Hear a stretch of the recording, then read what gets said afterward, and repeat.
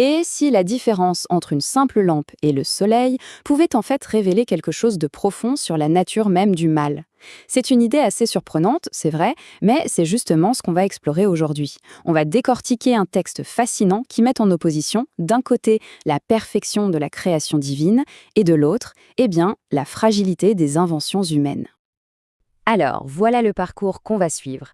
On commence avec l'ordre divin, puis on va le comparer à l'inventeur humain.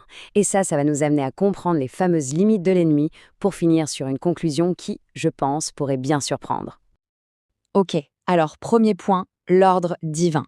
Le texte nous propose de regarder le monde un peu comme une immense horlogerie parfaite. Un grand design, si on veut, où absolument chaque pièce, de la plus gigantesque à la plus minuscule, a sa place et son rôle bien précis. Et pour illustrer ça, la source utilise une analogie vraiment parlante. D'un côté, on a le couple soleil-œil, c'est le système divin, parfait, conçu sur mesure pour la lumière du jour, et de l'autre, on a la lampe. Mais attention, la lampe n'est pas présentée comme une rivale du soleil, pas du tout. C'est une invention humaine, nécessaire, qui vient simplement compléter l'ordre naturel quand la nuit tombe. Le mot vraiment important ici, c'est harmonie. Le soleil et la lampe ne sont pas en compétition. L'un, c'est la création de base, fondamentale, l'autre, c'est juste un complément, une astuce. Et les deux, ensemble, eh bien, ils nous montrent une image d'un plan d'ensemble, un plan où chaque chose est exactement à sa place. Rien n'est laissé au hasard. Et là, ça soulève une question super intéressante. Si la création divine est si parfaite, si équilibrée, qu'est-ce que ça nous dit sur les choses qui sont, elles, créées en dehors de ce grand plan? Qu'en est-il de nos efforts à nous, les humains? Allez, c'est justement ce qu'on aborde maintenant. Bon, on change complètement de décor. Après la perfection divine, le texte nous fait basculer vers son opposé total, l'inventeur humain. Et là, on parle d'un processus qui est tout sauf parfait. On parle de tâtonnements, de limites et surtout d'un cycle sans fin d'échecs. L'exemple est très concret, très visuel.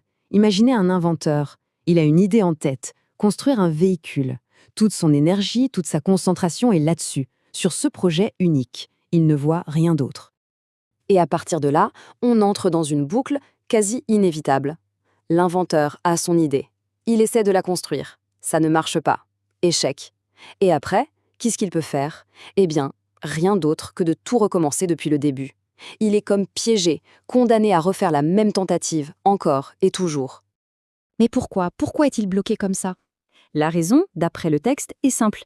Il ne connaît pas les grandes lois, les principes fondamentaux de la création. Il n'a pas la vue d'ensemble. Et sans cette connaissance, impossible pour lui d'innover, de sortir de sa petite boîte. Il est littéralement prisonnier de sa propre idée, de sa propre machine qui ne marche pas. Et c'est là que toutes les pièces du puzzle commencent